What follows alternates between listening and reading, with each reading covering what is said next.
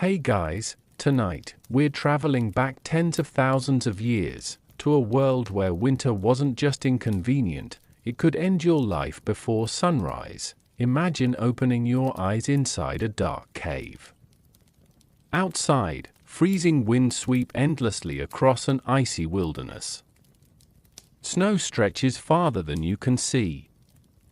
Somewhere beyond the firelight, hungry wolves, cave lions, and enormous bears wander through the darkness, searching for anything unfortunate enough to be alone. There are no houses, no warm beds, no thick blankets, and certainly no central heating. Every spark of fire matters. Every animal's skin is precious. Every decision could mean surviving until morning, or becoming part of the frozen landscape forever. Tonight, we'll quietly explore what it was really like to endure those endless Ice Age nights. We'll discover how prehistoric families stayed warm, where they slept, what they ate, how they protected their children, and the remarkable survival skills that helped early humans outlast one of the harshest climates our species has ever faced. So, before we settle in beside the flickering fire, if you enjoy these slow journeys through history, consider subscribing. And let me know in the comments where you're listening from, and what time it is where you are. Now, pull your fur cloak a little tighter, move a little closer to the warmth of the fire, and let's step quietly into the frozen world of the Ice Age. Far beyond the familiar landscapes of our own time, the world is beginning to darken. The sun has slipped toward the horizon, leaving a pale band of amber light across distant hills. Snow lies between scattered rocks and low, wind-bent shrubs.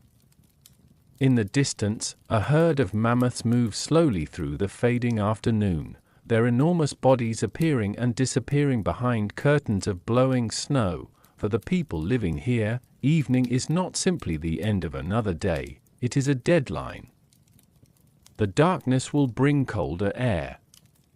Visibility will disappear. Animals that were easy to watch during daylight will become almost impossible to see. A careless footstep could lead someone away from the safety of the group, while a poorly protected fire could leave an entire family shivering through the longest hours of the night. Yet these people were not helpless. They understood their landscape with a familiarity that is difficult for us to imagine. They knew which valleys offered protection from the wind. They recognized the tracks of animals beneath fresh snow. They remembered where useful stones could be found, where water might remain unfrozen, and which caves had sheltered their families before.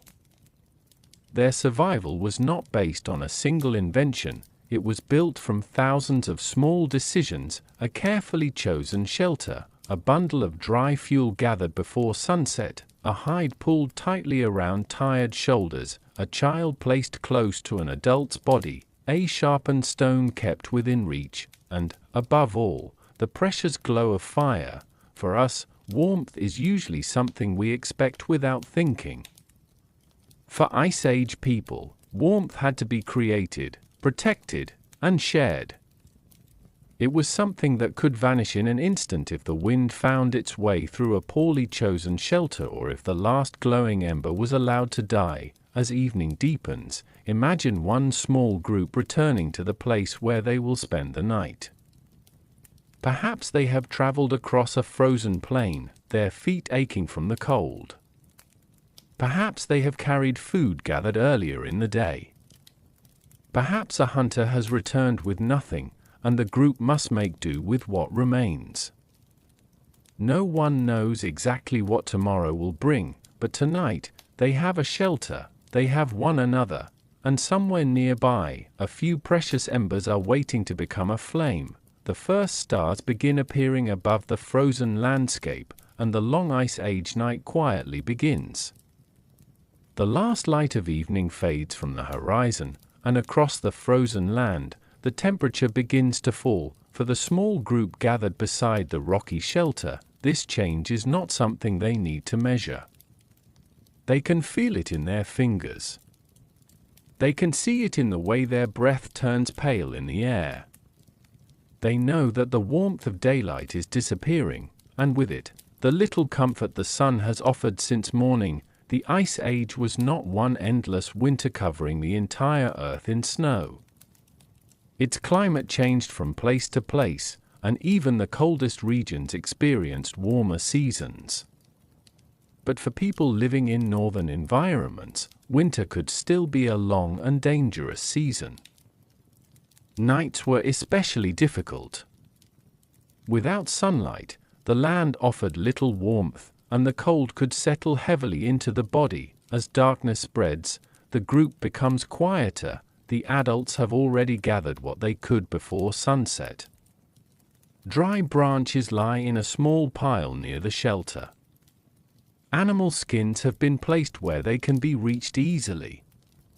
Stone tools are kept nearby, not because anyone expects a dramatic battle in the night, but because useful tools are part of everyday survival. Nothing is wasted. A piece of wood that seems too small to matter may keep a fire alive for another few minutes. A scrap of hide can be placed beneath a sleeping body to separate it from the freezing ground.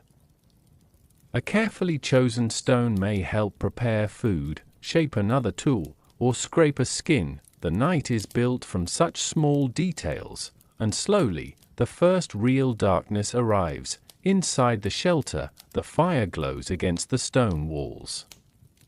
Its light moves gently across rough surfaces, making the shadows seem to breathe.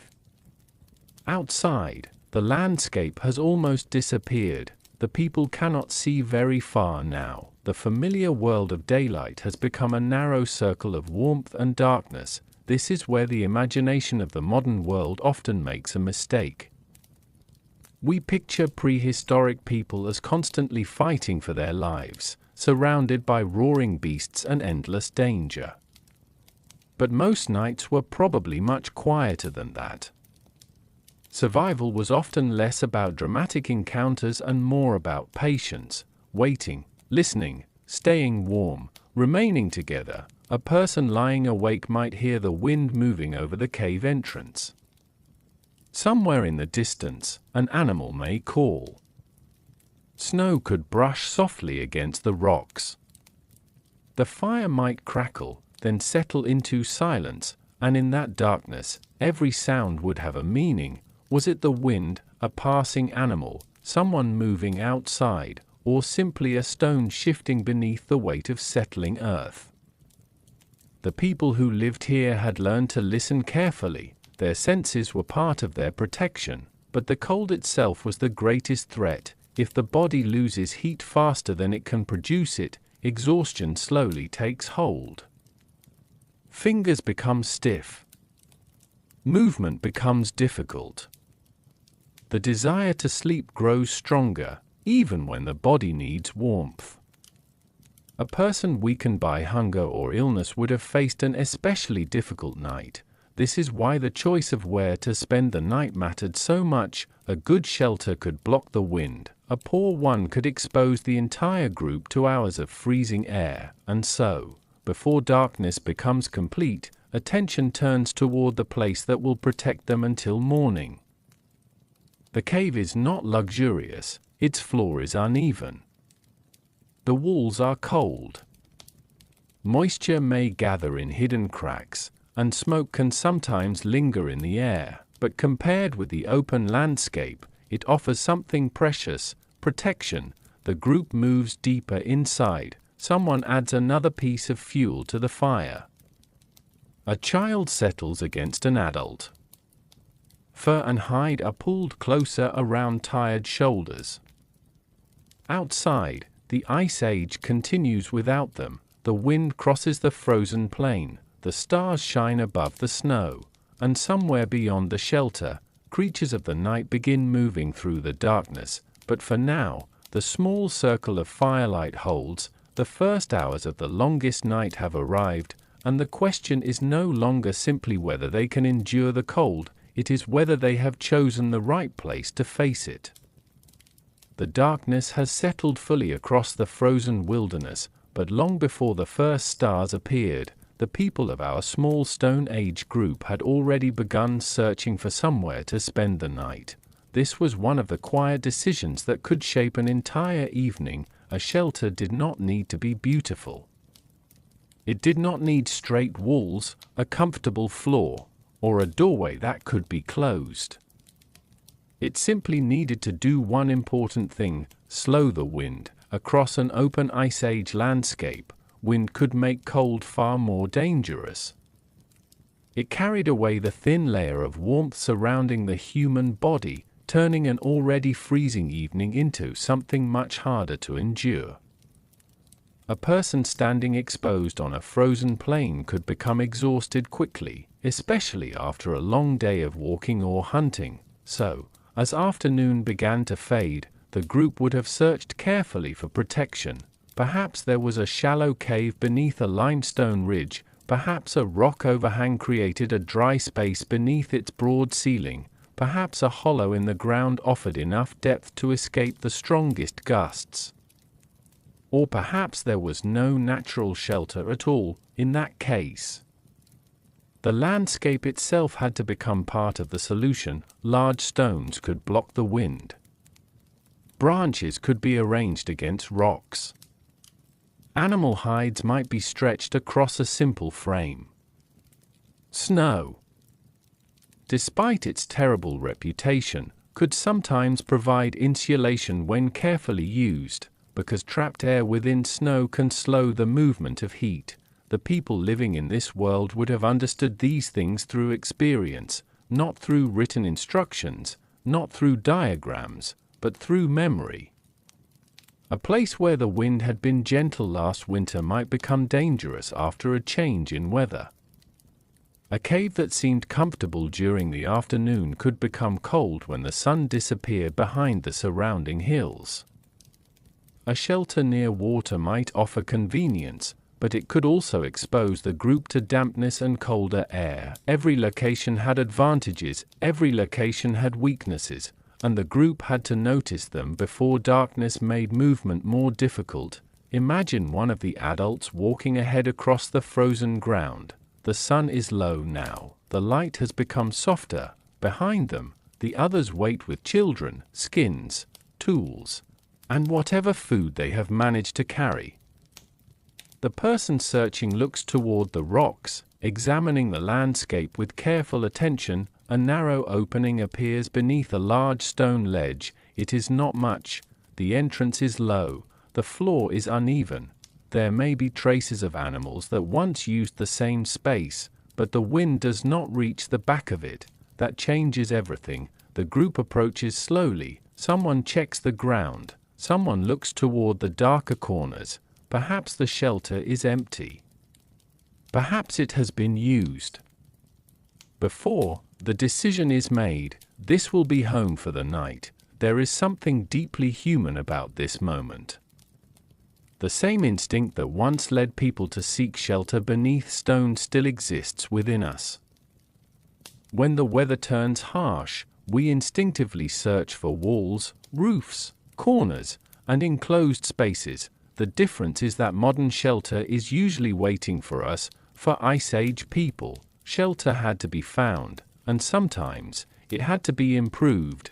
The entrance might be partially covered to reduce the wind. The sleeping area could be lined with grasses, leaves, or animal skins. Stones might be positioned around the fire to help contain its warmth. The group would arrange themselves according to need, with the most vulnerable members protected from the coldest air.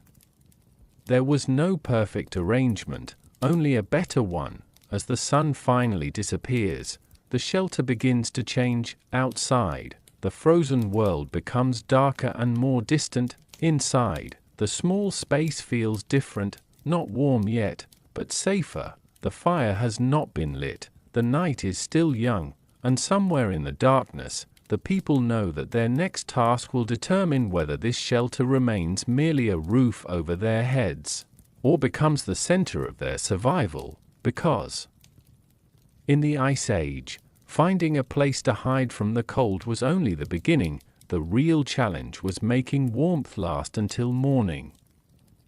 The shelter has been chosen, the sleeping places are beginning to take shape, and outside, the final traces of daylight have disappeared beneath the frozen horizon. Now comes the moment that may matter more than almost anything else: fire. At first, it may seem like such a simple thing, a small flame, a few glowing embers, a little warmth against the cold. But for Stone Age people living through severe Ice Age conditions, fire could transform the entire experience of night. It was not merely a source of heat. It could provide light, help prepare food, assist with making tools, and offer a sense of security within a world that became almost completely dark after sunset. Yet fire itself was not always easy to create. The ability to control fire developed over a very long period of human history, and prehistoric groups used different methods depending on their knowledge, environment, and available materials. In some places, people may have carried glowing embers from an earlier fire, carefully protecting them during travel so that the precious heat would not disappear. Imagine the group returning to its shelter at the end of a long day. Someone carries a piece of wood with a faint red glow at one end. It is almost nothing, a tiny point of light surrounded by darkness, but it is enough. Dry material is placed nearby, small twigs, grass, bark, perhaps finely prepared fibers. The ember is protected from the wind, and slowly, patiently, the first faint smoke begins to rise. Someone leans closer. A gentle breath passes over the glowing material. For a moment, nothing happens. Then, a tiny orange flame appears. The darkness retreats by only a few steps, but those few steps are precious. The fire grows slowly, a branch is added, then another. Soon, warm light begins touching the faces of the people gathered around it. The change is immediate. The shelter feels smaller now, but safer. The walls glow, the shadows become softer, a child moves closer, an exhausted adult holds their hands near the warmth. Someone begins preparing food. The fire has become the center of the night. Its importance becomes even clearer when we remember how difficult cold can be after sunset. The human body produces heat, but it can lose that heat rapidly in freezing conditions. Wet clothing, wind, exhaustion, and hunger can all make the problem worse. A person who has spent the day walking across snow-covered ground arrives at night already tired. If that person cannot recover warmth, their strength may slowly disappear. Fire gives the body another chance. It allows people to warm their hands, to dry damp materials, to heat food and water, and perhaps most importantly, to rest. The fire also changes what the group can eat. Some foods become easier to digest when heated. Meat can be cooked. Certain roots and plants may become softer. Fat can be rendered. Water can be warmed.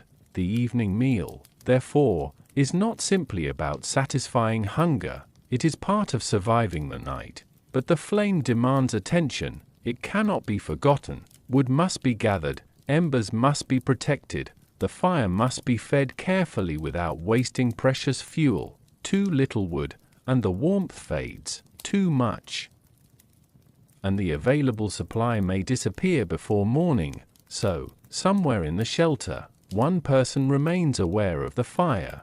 Perhaps they sit quietly beside it while others begin to rest. They watch the flames rise and fall. They listen to the soft crackle of burning wood. Outside, the wind presses against the rocks. Inside, the fire continues its gentle work. There is something almost hypnotic about watching flames in darkness. Their movement is unpredictable, yet comforting.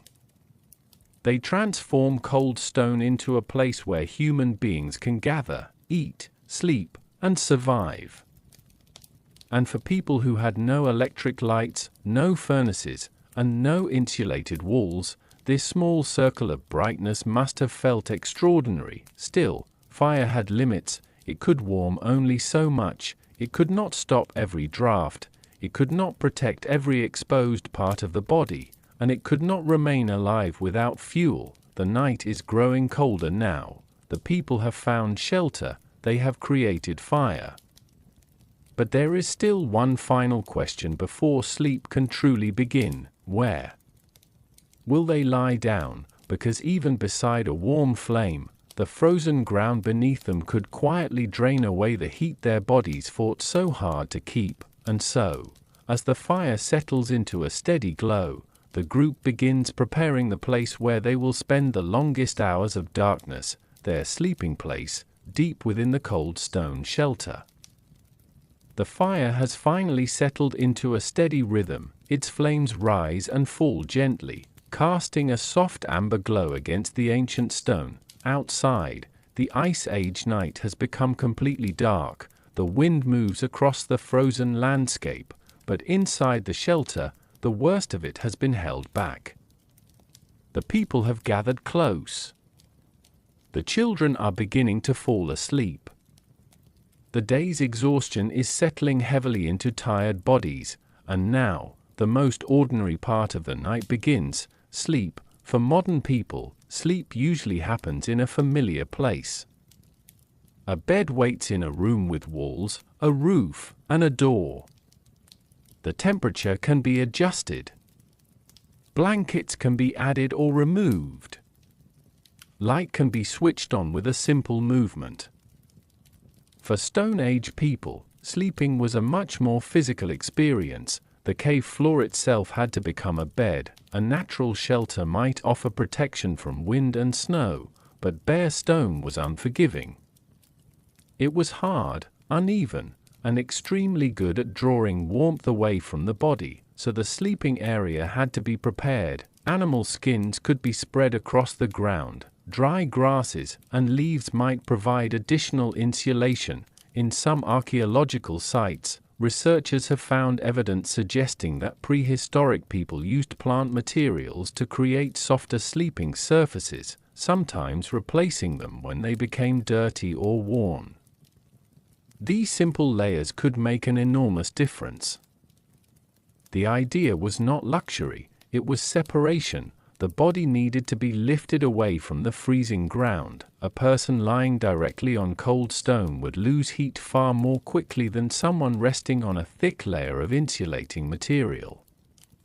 Even a modest barrier could help preserve precious warmth during the night. Inside the cave, the group would settle into positions that made sense for survival. Those who were most vulnerable might rest in warmer, more protected areas. Children could sleep close to adults. The elderly might be placed away from cold drafts. People would naturally gather near one another, allowing shared body warmth to become another small advantage against the freezing air. The arrangement of sleeping bodies would not necessarily be perfectly organized. It would be practical. A tired child might curl against a parent. Someone might pull a hide over their shoulders. Another person could lie with their back toward the cave wall, using the stone itself as a barrier against moving air. The fire would continue glowing nearby, but sleeping too close to it could be uncomfortable. Smoke might gather, the heat could become excessive.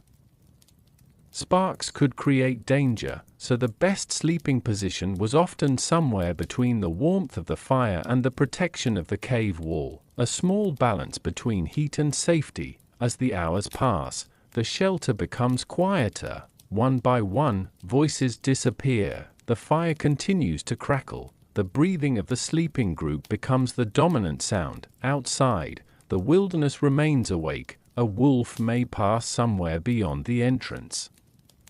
A distant animal might call. The wind may rise suddenly and send a cold current through the shelter. Perhaps one person wakes. They listen. For a moment, the darkness feels enormous. Then the sound fades. The person pulls the animal skin closer and closes their eyes again. This was one of the strange contradictions of prehistoric life. The night could be dangerous, yet most of the time, survival depended on simply sleeping through it. The people could not remain awake until morning. They needed rest. The next day would require strength for walking, gathering, hunting, carrying, preparing food, and caring for children. Sleep was therefore not a luxury.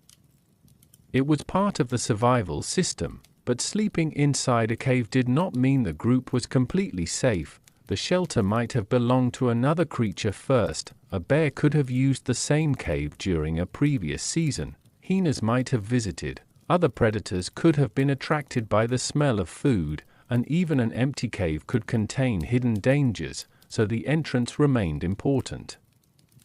The group had to know what was happening beyond the darkness. They had to recognize unfamiliar sounds. They had to notice tracks in the snow. They had to remember whether an animal had been seen nearby during the day. The cave protected them, but it could never protect them from everything. Still, tonight, the shelter is quiet. The fire is alive. The sleeping surfaces are prepared. The family has gathered together beneath layers of hide. Outside, the temperature continues to fall. Inside, tired bodies slowly surrender to sleep, and as the Stone Age family drifts into the darkness, another simple object becomes their silent protection against the cold: the heavy animal skins wrapped around their bodies. Skins that were once part of enormous creatures wandering across the Ice Age plains, now becoming the blankets that might carry these humans safely through the night.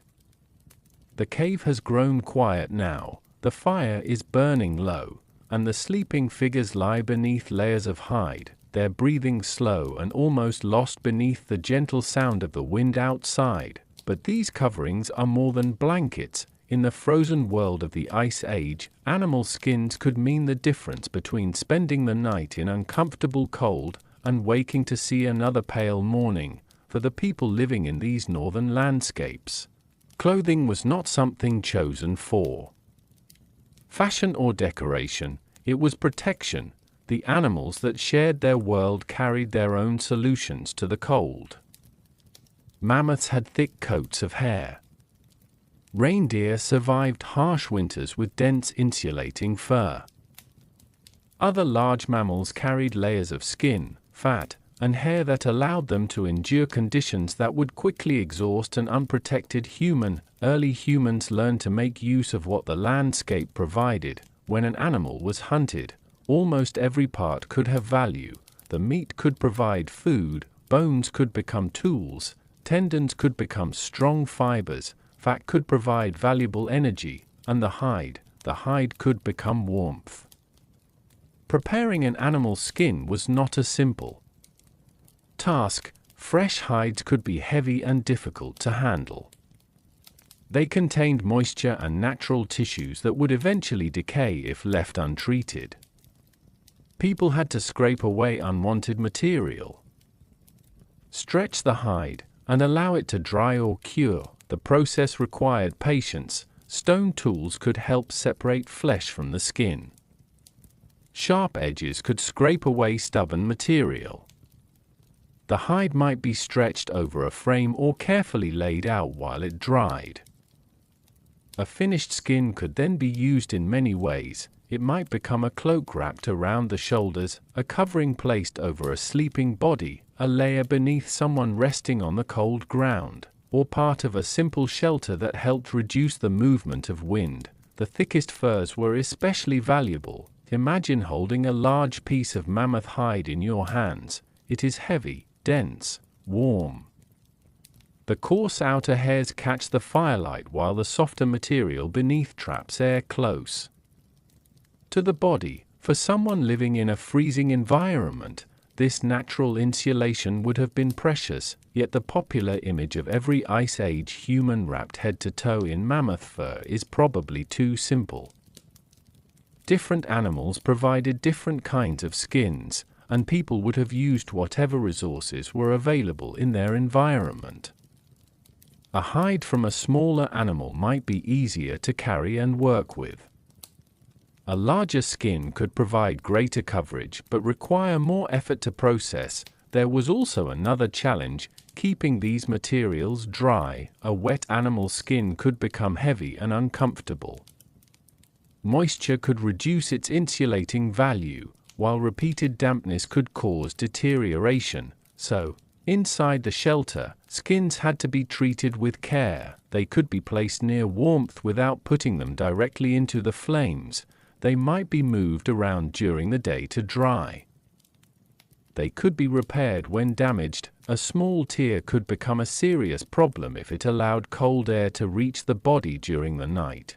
And perhaps this is where the importance of animal skins becomes most personal. A child sleeping beneath a heavy fur covering was not simply using a piece of an animal. They were benefiting from the work of an entire community. Someone had tracked the animal. Someone had helped bring it down.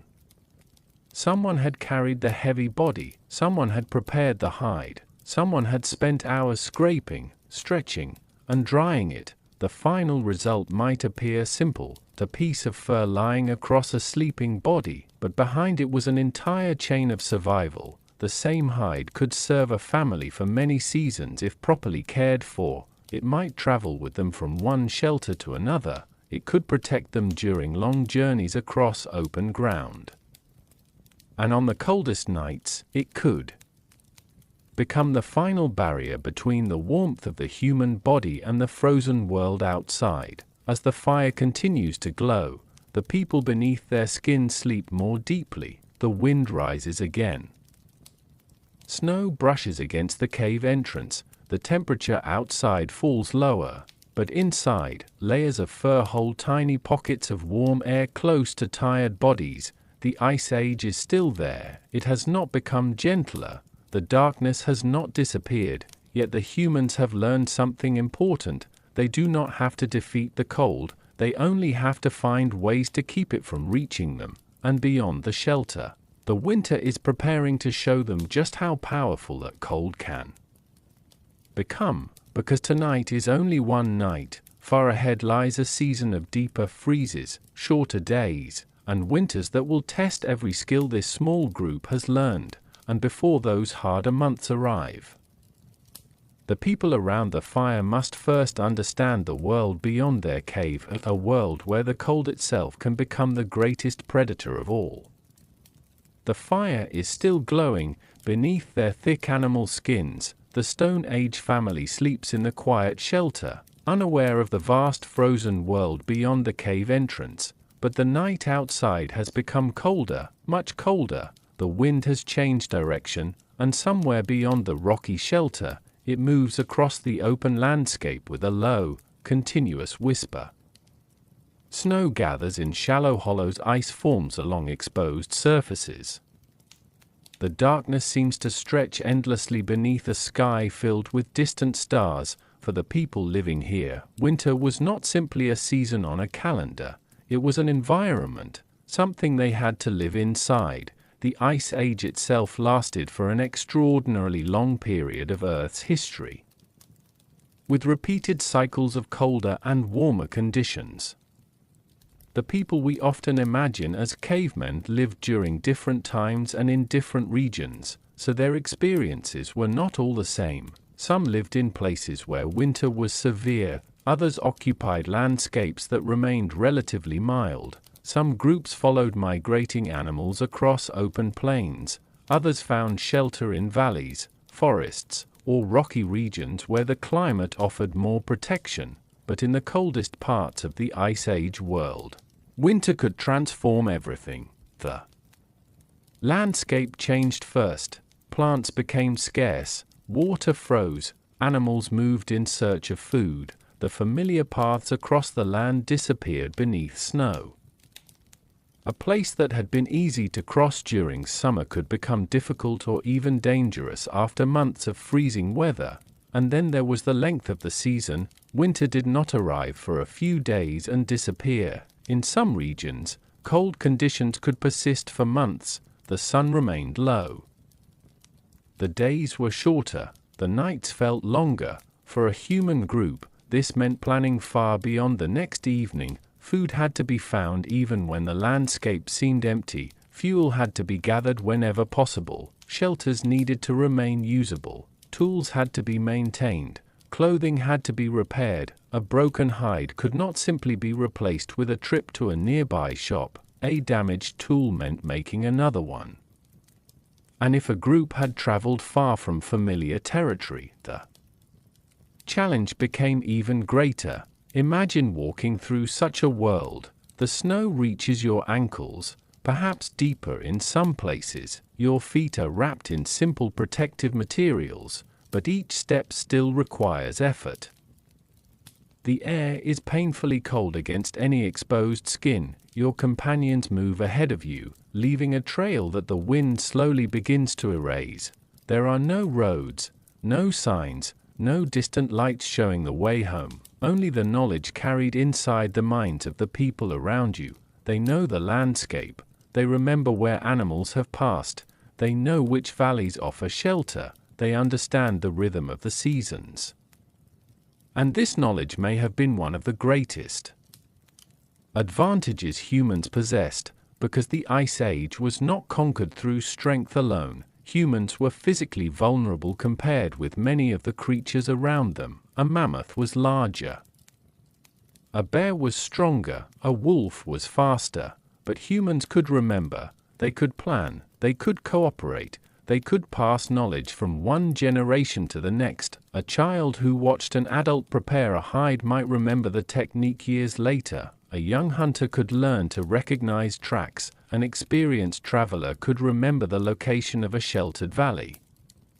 Over time, these small pieces of knowledge became something greater, a living map of survival. The winter outside the cave is becoming deeper now. The family sleeps, the fire gives warmth, but tomorrow will require them to leave the shelter again. The cold cannot be avoided forever. Food must be found, water must be secured, and eventually, the group will have to cross the frozen landscape, even when the sun is weak and the wind is sharp.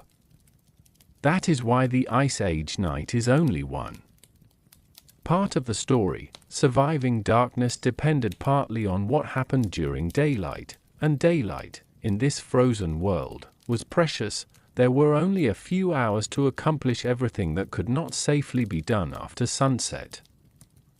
So, as the first faint hint of morning waits somewhere beyond the horizon, the people will soon have to prepare for another challenge. They must leave the shelter before darkness returns, and that means finding food before the sun disappears once more.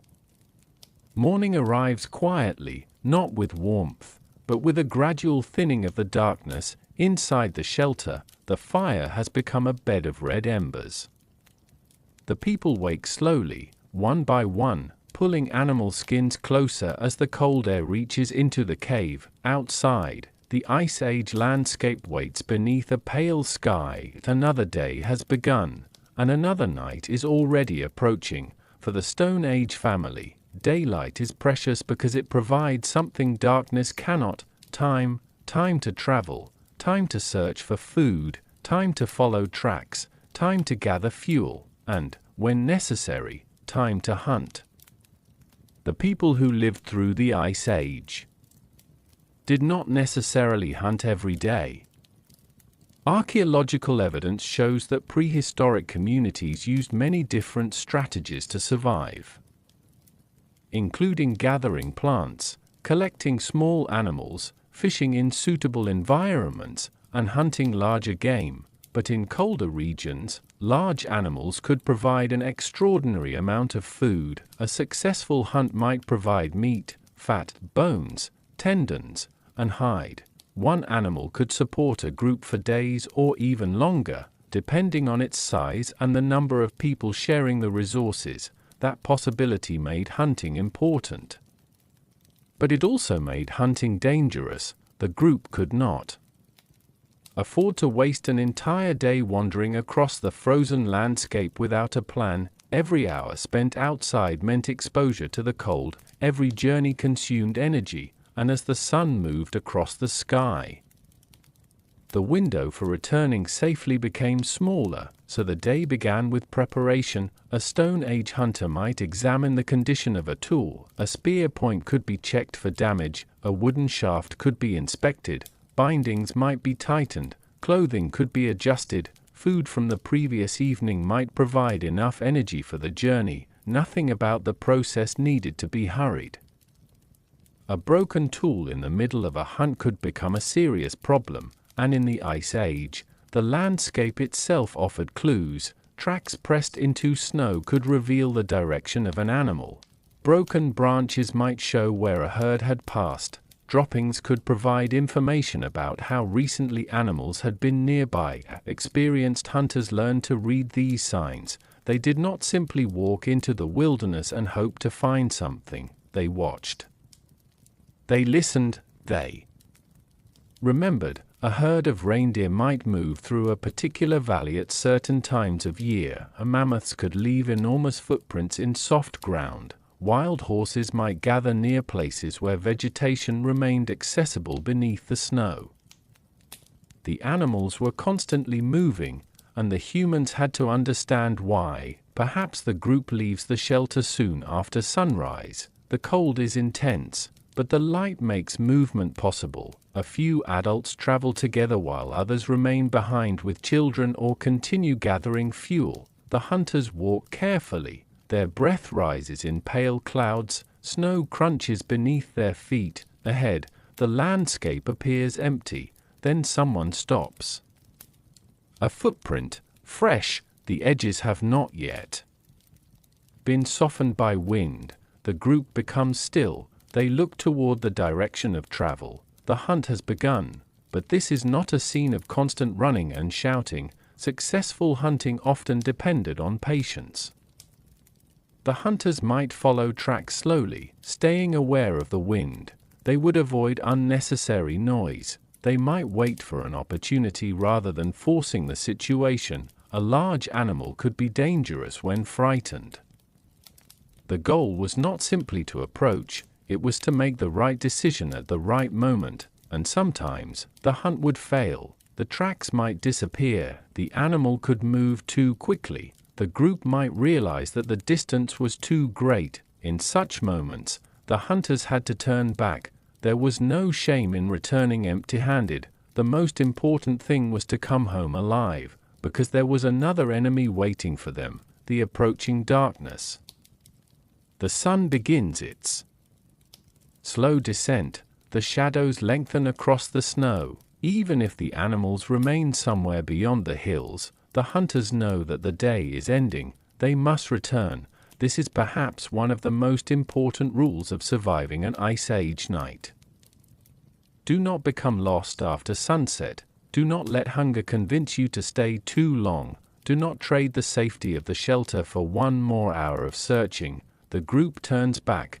The journey home begins. Behind them, the frozen landscape slowly disappears beneath the evening shadows. Ahead, somewhere beyond the hills, a small fire waits, and as the hunters approach the shelter, carrying whatever food they have managed to secure, they are not returning to an empty cave. They are returning to people, to children waiting in the warmth, to elders who have kept the fire alive, to hands ready to prepare the evening meal, because in this frozen world, survival is never the achievement of one person alone. The day's hunt may have begun with a few individuals, but the coming night will belong to everyone, and soon, beneath the darkening sky, the entire group will gather around the same fire. The hunters return as the evening light begins to disappear. Their footsteps are slow now. The day has taken its energy from them, and the cold has settled into their hands and feet. Yet somewhere ahead, a faint orange glow waits between the rocks. The fire. As the group approaches the shelter, the people waiting inside begin to stir. A child appears near the entrance. Someone steps forward to greet the returning hunters. There is no grand celebration, no loud announcement, just the quiet recognition that the people who left in the morning have come home, and that, in a world where the wilderness could change so quickly, is already something worth feeling grateful for. The hunters bring whatever they have found. Perhaps there is meat, perhaps there are only a few useful pieces, perhaps the hunt was successful, but not as successful as everyone had hoped. Either way, the food is brought toward the center of the shelter, toward the fire. This is where the day's effort becomes something shared. For Stone Age communities, cooperation was not an abstract idea. It was woven into ordinary life. A person who hunted could not easily process everything alone. Someone had to prepare the food, someone might work with the hide, someone else could gather fuel.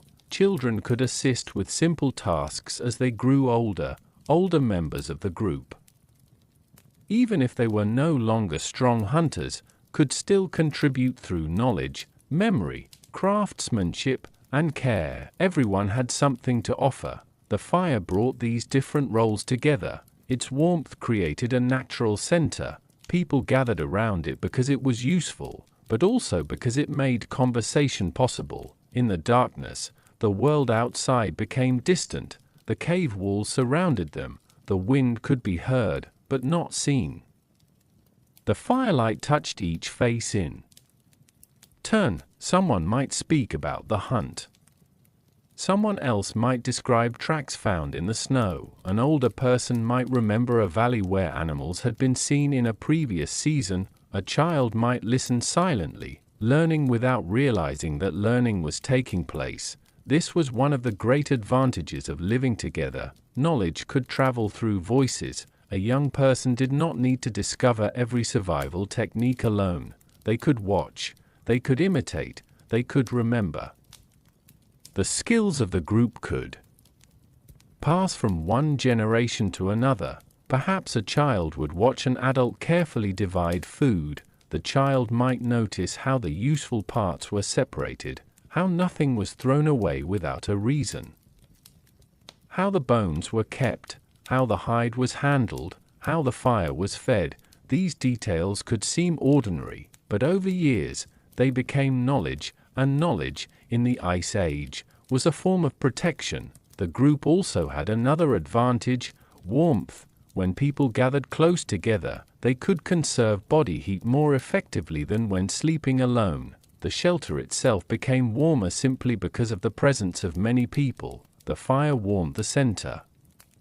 The animal skins held heat around individual bodies. The cave protected everyone from the wind. Each small advantage strengthened the others. This is why the image of the isolated caveman wandering alone through an endless wilderness is misleading. Some people certainly traveled alone at times, but human survival was deeply connected to cooperation. The Ice Age was difficult enough that sharing knowledge and resources could make a tremendous difference. The group did not need everyone to do the same thing. They needed different people to do different things, and perhaps there was another reason to gather around the fire. Comfort, not comfort in the modern sense of soft furniture and warm rooms. Something more basic, the comfort of hearing familiar voices, the comfort of knowing that someone else was awake, the comfort of seeing a child's face illuminated by firelight, the comfort of not being alone in the darkness. Outside, the night remains enormous. Predators move through the wilderness, the wind crosses the snow, the temperature continues to fall, but inside the shelter, human beings sit together. They eat together, they rest together, they watch the fire together, and for a few quiet hours, the frozen world seems to become smaller. The fire burns lower, the conversation fades. One by one, the group begins preparing for sleep again, but before everyone closes their eyes, there is still one part of the evening that remains. The people who share this shelter are not simply hunters and gatherers, they are families, and the way they care for one another reveals something deeply human about life during the Ice Age, because surviving the cold was not only about keeping the body alive. It was also about protecting the people who mattered most, and in the next quiet hours, we will move closer to those people, into the small, intimate world of Stone Age family life, where children slept beside their parents, elders carried memories of vanished seasons, and every generation depended upon the next. The fire continues to glow, and the family gathers closer. The fire has grown quieter now, only a few flames remain, rising gently from the glowing bed of embers. Around them, the Stone Age family settles into the familiar rhythm of night. A child sleeps beneath a thick animal skin, an older woman rests against the cave wall. A tired hunter sits nearby, his hand still close to the warmth. Someone quietly adjusts the position of a hide, another person adds a small piece of wood to the fire.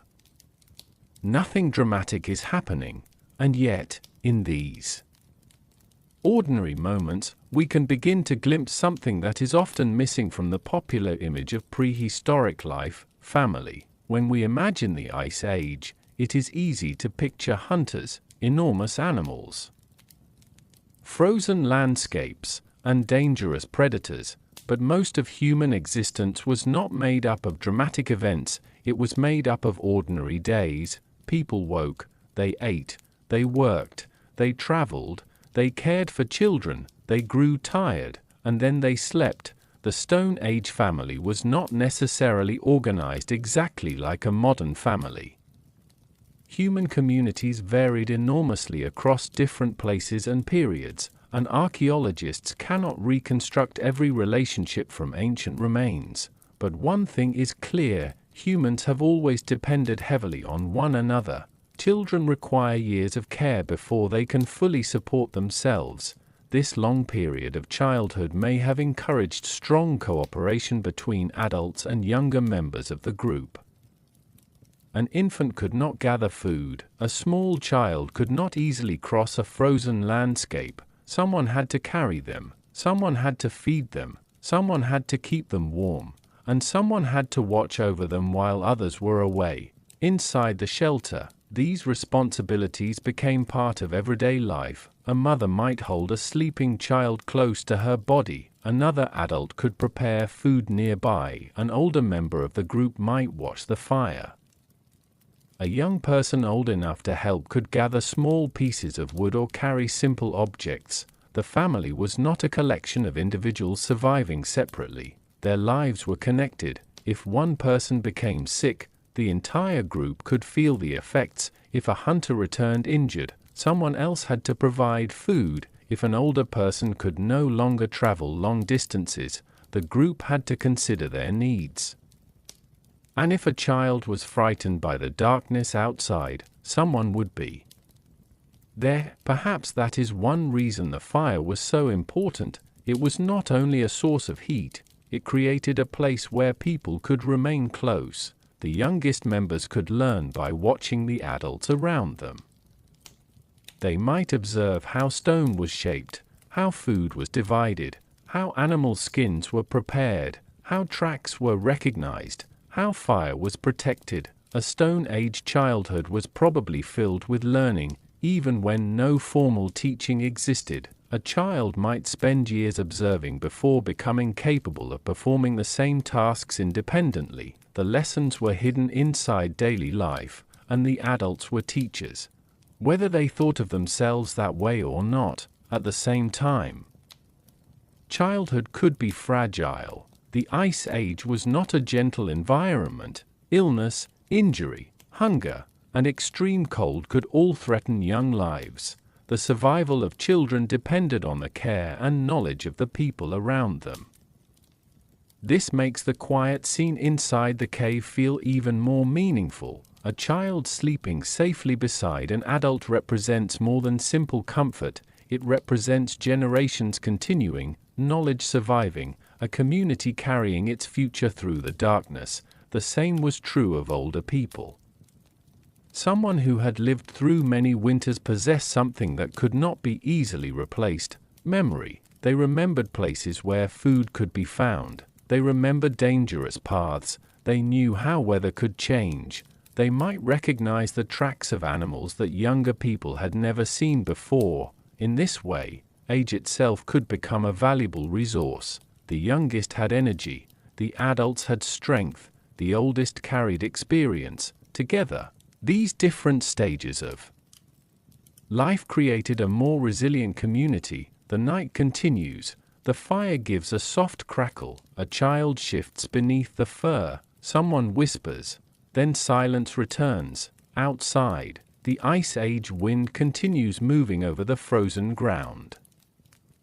Inside, a family sleeps close together, and perhaps, for a few hours, the enormous wilderness beyond the cave feels very far away. But morning will come. When it does, the family will need to eat. Food cannot be created by fire alone, and in a world where every meal requires effort, the question of what Stone Age people actually ate becomes surprisingly complicated, because the frozen wilderness was not empty, it was full of life.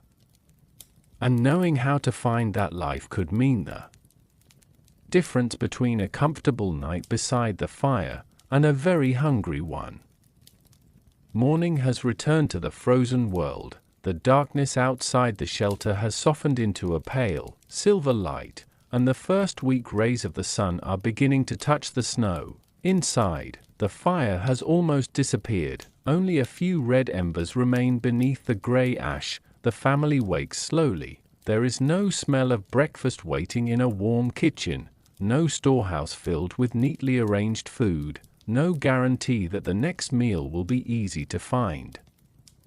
For the Stone Age people living through the Ice Age, hunger was always somewhere in the background, not necessarily an immediate crisis, but a quiet possibility. Their food depended on where they lived, what season it was, and what the landscape could provide. The popular image of a caveman eating nothing but roasted mammoth is entertaining, but reality was far more varied. Some communities hunted large animals, others relied heavily on smaller game. People gathered berries, nuts, seeds, roots, and wild plants when those resources were available. They collected eggs, they caught fish where rivers and lakes allowed it, they gathered shellfish along suitable coastlines. They searched for honey, and they made use of almost everything edible that the environment offered. The exact diet of prehistoric people differed enormously from one region to another. A group living near a cold northern coastline had very different opportunities from one living in a forest or grassland.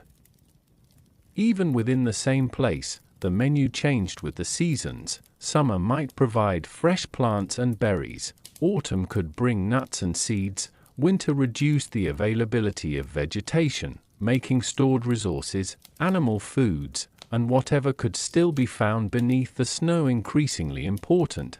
This seasonal rhythm meant that people had to understand their environment deeply. Imagine a Stone Age adult walking through a frozen landscape.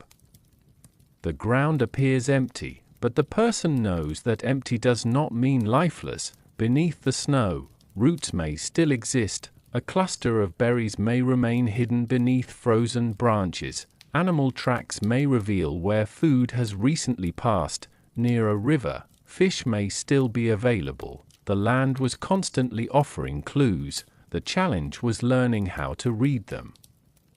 Large animals were especially valuable because they could provide enormous quantities of food. A successful hunt might bring meat to the group for several days. Fat was particularly important. In a cold climate, the body needs energy to maintain warmth, and fatty foods can provide a concentrated source of calories.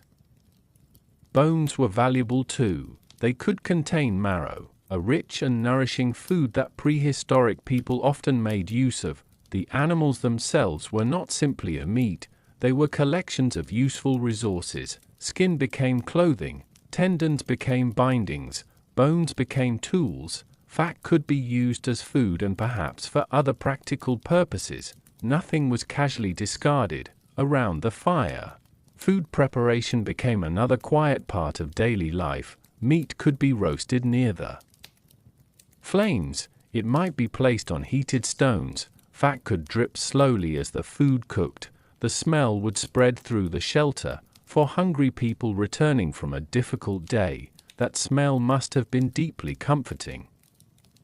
Yet food was never guaranteed. A hunt could fail, a storm could prevent travel, a group of animals could migrate away, plants could become scarce, a person might return from a long journey carrying almost nothing. This uncertainty made sharing essential. Food had to be divided.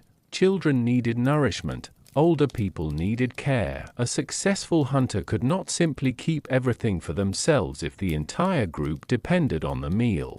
The evening fire therefore became a place where hunger and cooperation met. A small portion could be stretched, a piece of meat could be divided between several people, bones could be cracked open, whatever remained could be saved for later. The meals may sometimes have been generous, other times they may have been painfully small, and this is perhaps the hardest part to imagine from the comfort of the modern world. For us, hunger is often temporary and easily solved. For Ice Age people, a missed meal could become the beginning of a much longer problem. An individual weakened by hunger would have less energy for travel, less energy for hunting, less strength to resist the cold. Hunger and cold could reinforce each other. One made the other harder to survive, yet the people who lived through these conditions were remarkably adaptable. They learned where food could be found, they remembered seasonal patterns, they followed animals. They experimented with plants, they shared what they had, and somehow, generation after generation, they continued. As evening returns, the smell of cooked food once again fills the shelter. The family gathers close, for a moment. Hunger is quiet, but beyond the firelight, another presence is beginning to move. The Ice Age wilderness is never completely empty after dark, and some of the creatures that share this frozen world are not interested in sharing the fire. They are watching from the shadows, waiting for an opportunity, and as night falls once more, the Stone Age family will discover that surviving the cold is only one part of staying alive, because somewhere beyond the shelter, something may be listening. The meal is finished, the fire has been fed with another small branch, and the Stone Age family settles back into the familiar circle of warmth. For a while, everything seems peaceful. The children become sleepy, the adults speak quietly. The flames move gently across the stone walls, but beyond the shelter, the darkness is changing. The animals of the Ice Age have their own routines. During the day, many creatures are visible across the open landscape. Herds move slowly through valleys. Smaller animals search beneath snow. Birds travel between distant feeding grounds. At night, the world belongs to different creatures. Some predators become more active after sunset, and unlike the cold, which can be felt everywhere, predators are difficult to predict. A person cannot always see them coming. Perhaps that is why the darkness outside the cave must have felt so different from the darkness inside. Inside, there is warmth, firelight, familiar voices. Outside, there is only distance, and somewhere beyond the entrance, something may be moving. The Ice Age was home to many powerful predators. Wolves traveled in groups. Cave lions stalked across parts of Europe and Asia. Hyenas occupied some regions. Large bears could be encountered around caves and other sheltered places. There were also other predators whose remains remind archaeologists just how different the ancient ecosystem could be. But it is important not to imagine these animals as constantly hunting humans. Predators generally prefer opportunities that require the least risk. An injured or isolated person might be more vulnerable than a healthy group gathered around a fire. This made staying together an important form of protection. The fire itself may also have helped. Its light made the shelter easier for humans to defend and made approaching animals more visible. A predator approaching from the darkness would have to cross the open space between itself and the fire. That distance mattered, so did the presence of several people. A group could make noise, they could shout, they could throw stones, they could use burning branches, they could make themselves appear larger and more threatening, but most of the time, perhaps nothing happened at all. That is worth remembering. For every night that became a story of danger, there were probably countless nights when a predator simply passed by. Imagine a wolf moving silently through the snow. Its paws leave shallow impressions. It pauses, The wind carries unfamiliar smells. Ahead, there is a faint orange glow. The animal stops. It watches from a distance. Inside the cave, no one sees it. The wolf waits for a moment, then turns away. The night becomes quiet again. This kind of encounter may have been far more common than direct attacks. Predators were cautious too. Humans were unpredictable. Fire was strange. Groups were dangerous. There was little reason for an animal to approach unless hunger or opportunity made the risk worthwhile. Still, the people inside the shelter could never become completely careless. The entrance had to be watched. Food smells could attract animals. Leftover bones might be carried away from the sleeping area. The group needed to know whether another creature had been using the shelter. This was especially important because caves and rock shelters were valuable to many species. A comfortable cave was not automatically a human cave. A bear might have used it. Hyenas could have visited.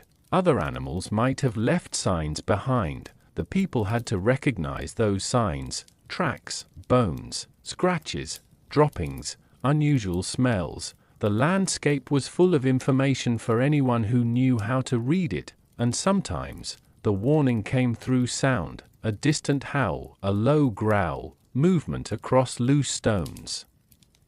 The sudden silence of nearby animals. The people would listen. Perhaps someone near the entrance would quietly wake the others. The fire would be strengthened. The group would remain close together. No one would rush blindly into the darkness. They would wait. Often, the danger would pass, and slowly, the shelter would become quiet again. There is something deeply calming about imagining that moment. The predator disappears into the night. The fire continues burning. The people settle back beneath their animal skins. The wilderness remains dangerous, but the danger has moved farther away. Still, predators were not the only creatures that could threaten a Stone Age family. The people themselves had to become careful observers of the environment. They needed tools, not only for hunting, but for cutting, scraping, shaping, repairing, and protecting, and these tools carried an importance that is easy to underestimate.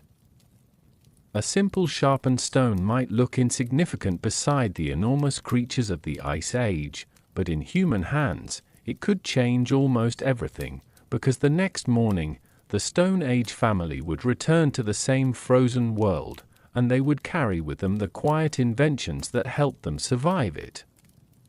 The night passes slowly. The distant sounds of the wilderness eventually fade, and the Stone Age family returns to sleep beneath their heavy animal skins. By morning, the fire has become little more than a bed of ash. The cave is cold again, but the people are not helpless. Beside them, resting quietly on the stone floor, are objects that may appear simple to modern eyes: a sharp flake of stone, a carefully shaped hand axe, a pointed spear, a scraper, a bone needle, perhaps a small cutting tool no larger than a person's palm. These objects are easy to overlook, yet for Ice Age people, tools were among the most important forms of protection they possessed. Human beings were not the fastest animals.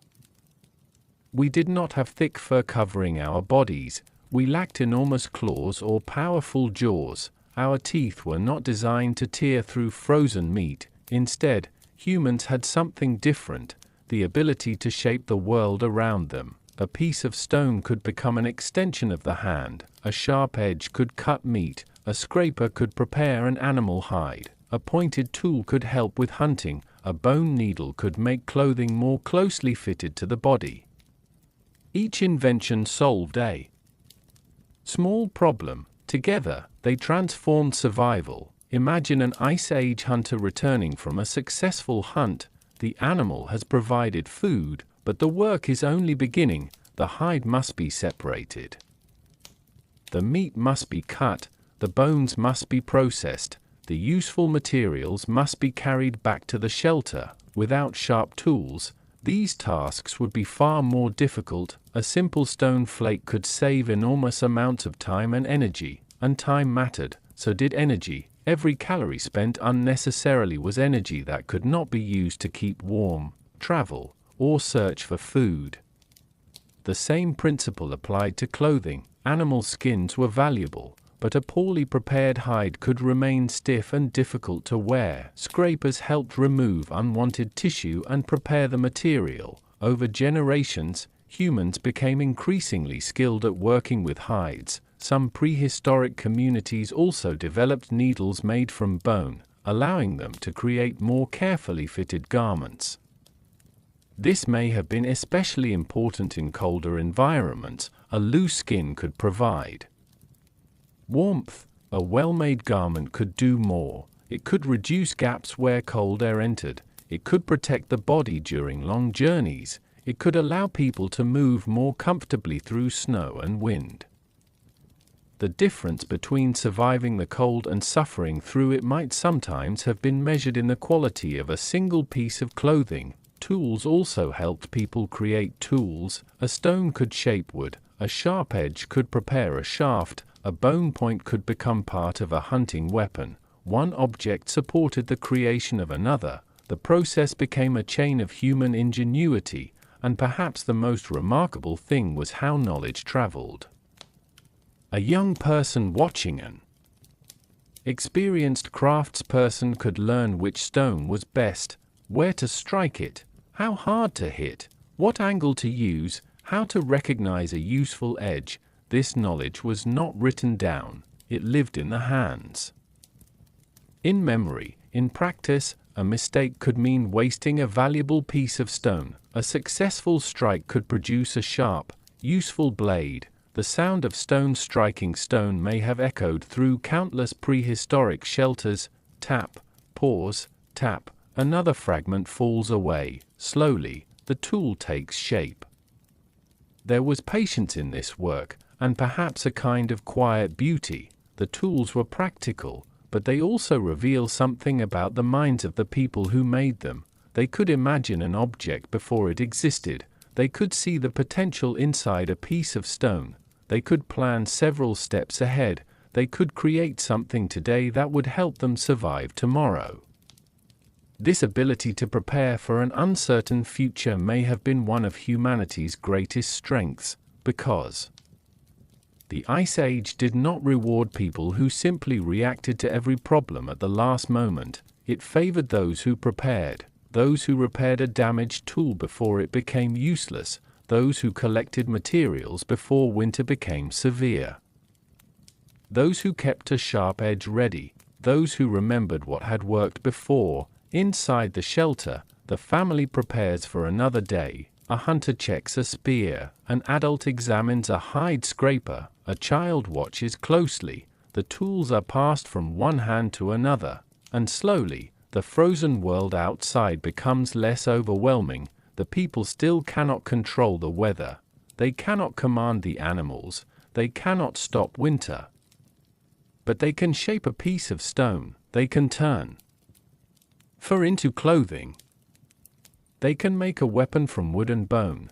They can use knowledge to create another layer of protection between themselves and the cold. And yet, even the finest tools have limits. A sharp blade cannot make the sun rise sooner. A well-made spear cannot fill an empty stomach. The warm garment cannot create food where none exists. The hardest challenge may come when winter refuses to end, when one freezing night becomes hundreds, when the landscape remains white for months, when every morning begins with the same cold horizon. That is when survival becomes something more than enduring a single night. It becomes a test of patience, a test of preparation, and a test of whether a small human community can continue moving forward through an entire season of darkness. The deepest winter is still waiting.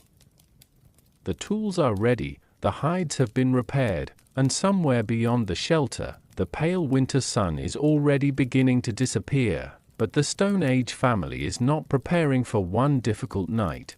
They are preparing for winter itself. because the true challenge of an Ice Age winter was not simply surviving the coldest evening, it was surviving the repetition. One cold night could be endured, then another, and another. But when the same freezing conditions continued for weeks or months, every small weakness became more important: a damaged shoe, a torn hide, a broken spear, a shortage of fuel, a failed hunt. Each problem could become more serious when there was no easy way to replace what had been lost. Winter narrowed the world. The landscape that had once offered many choices became more limited. Plants disappeared beneath snow, some animals migrated, others became harder to find, water sources could freeze, the familiar paths between one place and another could become difficult to recognize. For the Stone Age people living through these conditions, survival depended on preparation long before the coldest part of the season arrived. They needed to understand the rhythm of the year. When would certain animals appear? When would plants be available? Where could fuel be collected? Which shelters would remain usable? Where could water be found? These questions mattered months before winter reached its deepest point. Imagine the end of autumn. The landscape is changing. The leaves have fallen from the trees. The air is becoming sharper. The days are shorter. The Stone Age family knows what is coming. They begin to gather, not necessarily because they have a large storehouse like a modern household, but because every useful resource can make the coming months easier. Wood is collected, animal skins are repaired, tools are sharpened, food that can be preserved is carefully managed. The group may also move toward a location that offers better protection. Winter could change human movement. A community that traveled widely during warmer months might spend longer periods in one area. When the weather became severe, the shelter becomes more important. It is no longer simply a place to sleep, it becomes the center of life. The same cave may hold sleeping spaces, food preparation areas, tools, hides, and fire. People spend more time together. The walls that once seemed temporary become familiar. The same stone surfaces are seen every morning. The same entrance frames the changing sky outside. The world becomes quieter. Snow covers the ground. The wind moves across the hills. The sun appears briefly, then disappears again. For someone living through such a season, time itself must have felt different. There were no clocks, no calendars hanging on walls. The passage of winter was measured through natural signs: the position of the sun, the condition of the animals, the appearance of plants, the changing depth of snow, the length of daylight, and perhaps, most importantly, the feeling in the air. As the weeks pass, the family becomes accustomed to the cold, but becoming accustomed does not mean becoming safe. The body still needs food, the fire still needs fuel, the clothing still needs repair, the people still need to travel. And every journey becomes a calculation. Is the distance worth the energy? Will there be enough food when we arrive? Can we return before the weather changes? What happens if someone becomes injured? In a harsh winter, a small mistake could have consequences far beyond the moment itself. A person who twists an ankle may not be able to hunt. If that person is an important hunter, others must work harder. If the weather is severe, the group may struggle to compensate. This is why cooperation becomes even more important as winter continues. The people must depend upon one another. The strongest cannot survive without the knowledge of the experienced. The experienced cannot survive without the energy of the young. The children cannot survive without the care of the adults. Everyone is part of the same fragile system. And then, slowly, something changes. One morning, the snow looks slightly different. The light feels softer. The air is still cold, but not quite as sharp. Perhaps a bird returns. Perhaps a plant begins to appear beneath the melting snow. The family notices winter is not over yet, but it is beginning to loosen its grip. for the people who have endured months of darkness. This small change must have carried enormous meaning. The world is opening again, food will become easier to find, travel will become less difficult, the nights will become shorter. But before that happens, there is one group of people who have endured the winter differently from everyone else, the children. For them, the long winter was not simply a season of cold, it was the world they were growing up inside, and their survival depended on the careful attention of everyone around them. As another night falls over the frozen landscape, the family gathers beneath the animal skins, the children sleep close to the fire. The adults remain nearby, outside. Winter still holds the land in its frozen hands, but inside the shelter, the next generation is quietly growing, and tomorrow, we will look at what it meant to raise a child in a world where even the simplest journey could become dangerous, a world where keeping one small life warm through the longest night was perhaps the most important responsibility of all. The night has returned to the frozen landscape. Inside the shelter, the fire glows softly against the ancient stone, and beneath layers of fur and animal skins, the youngest members of the group are sleeping. For the adults, the cold is an old companion. They know how to read the weather. They know where to find shelter. They know how to prepare food and repair clothing. But a child must learn all of this, and learning takes time. This is one of the quiet challenges of Ice Age. Survival that is easy to overlook. A newborn child could not walk across frozen ground. They could not gather firewood. They could not recognize the tracks of a dangerous animal. They depended completely on the people around them. In a world without modern medicine, warm houses, or reliable food supplies, raising a child required constant attention. The family had to keep the child warm. That alone could be difficult. A baby's body loses heat more easily than an adult's, so staying close to a parent or another caregiver would have been important. Animal skins could be wrapped around the child. The infant could be carried against the body. Inside a shelter, the family might position the child away from cold drafts. And closer to the warmer center of the group, there was no nursery, no separate bedroom. The child remained part of the living circle, and that meant childhood unfolded in the middle of everyday survival.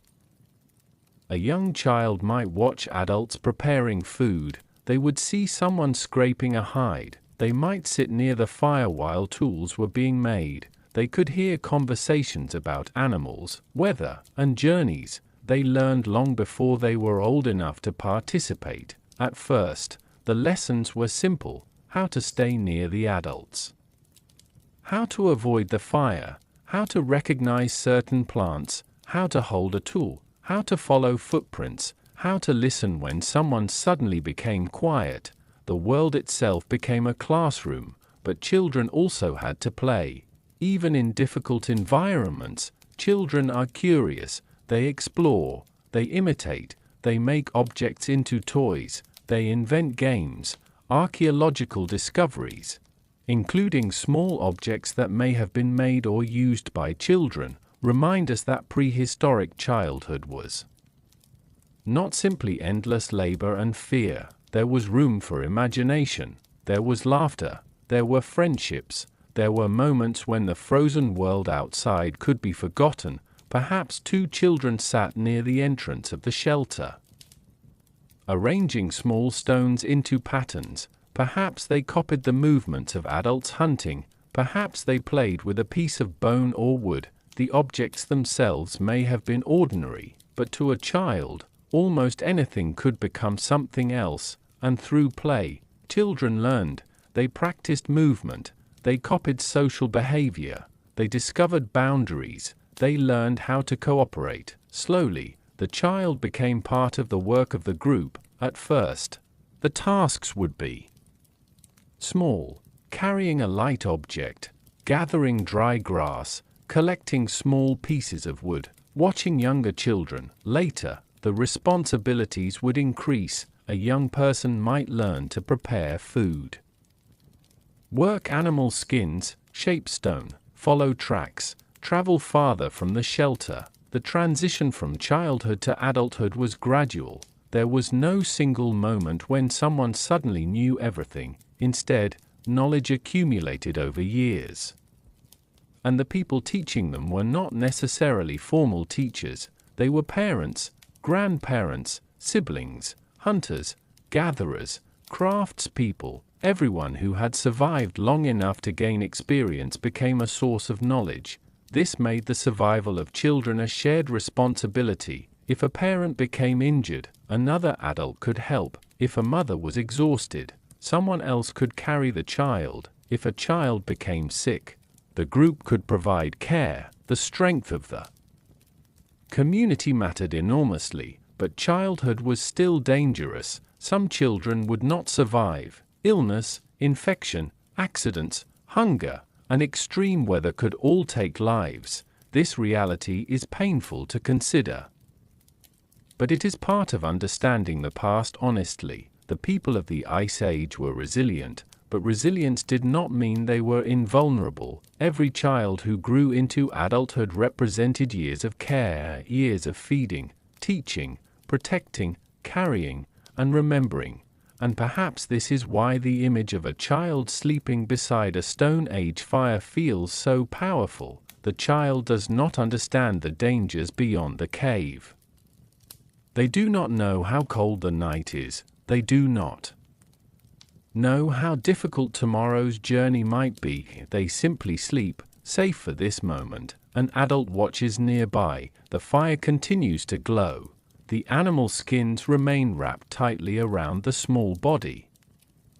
And somewhere in that quiet shelter, the future of the group is resting. Tomorrow, that child may learn another skill. One day, they may become the person who knows where to find food, the person who can make a sharp tool, the person who remembers which cave is safest, the person who protects another child. Knowledge moves forward, one generation at a time, and yet, as the child sleeps, the adults around the fire may look into the flames with thoughts that are impossible for us to know. The fire was practical. It kept them warm. It helped them cook. It pushed back the darkness. But perhaps, over countless generations, human beings began to see something more in its dancing light. Perhaps the flames became connected to stories, to fears, to questions about the unseen world, and as the night deepens, we move closer to one of the oldest mysteries of all. What did Stone Age people believe when they stared into the fire?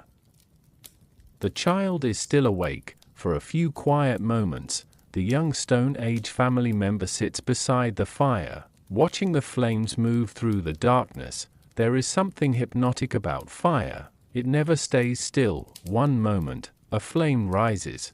The next, it bends. A glowing ember breaks away and disappears into the ash. Shadows move across the walls, becoming larger than the people who cast them. In the flickering light, the cave can seem almost alive. For the people of the Ice Age, fire was essential. It provided warmth. It helped prepare food. It offered light during the long darkness. It could make dangerous animals more cautious, and it gave people a place to gather. But fire may also have carried meanings that went beyond its practical usefulness. We have to be careful here. Archaeologists cannot always know exactly what prehistoric people believed. The Stone Age lasted for an enormous span of time, across many different regions and cultures. There was no single Stone Age religion, no single set of beliefs, no universal superstition shared by everyone. But human beings have always tried to understand the mysterious, and fire is perhaps one of the oldest mysteries humans have ever lived beside. Imagine sitting beside a fire thousands of years ago. You know how to create it. You know how to keep it alive. You understand that dry wood burns better than wet wood. You know that embers can survive beneath ash. You have seen flames consume grass, branches, and trees. Yet even with this knowledge, fire remains strangely powerful. It transforms. A cold piece of meat becomes something edible. darkness becomes light. Cold becomes warmth, wood becomes ash, stone can sometimes be altered by heat. The ordinary world seems to change in front of your eyes. Perhaps this encouraged stories. Perhaps people wondered where fire came from. Perhaps they imagined that the flames contained spirits, or perhaps they simply respected fire without giving it a supernatural explanation. We cannot know exactly. But archaeological evidence does show that ancient humans sometimes treated certain places, objects, and remains with unusual care. Burials, ochre use, symbolic objects, and decorated artifacts suggest that prehistoric people were capable of complex symbolic thought. This means their inner world was probably much richer than the simple survival stories we sometimes tell about them. And around the fire, that inner world may have found a natural focus. The flames provided a moving picture in the darkness. A storyteller could speak while everyone watched. A child could listen to an older person describing a distant place. A memory could become a story could become a tradition, and eventually, a tradition might become something that people believed. Perhaps there were rules about fire. Do not let it die completely. Do not step carelessly across it. Do not waste fuel. Do not disturb certain embers. Such rules might have begun for practical reasons, but over generations, practical habits can become traditions, and traditions can acquire deeper meanings. The fire may have been treated with respect because everyone understood what happened when it disappeared. The cave became cold, food could no longer be cooked, the darkness became complete. The group had to work together to bring the flames back. For a Stone Age family, losing the fire was not a small inconvenience, it could be a serious problem, so perhaps the person tending the flames carried an important responsibility. They watched the embers. They added wood carefully. They protected the warmth.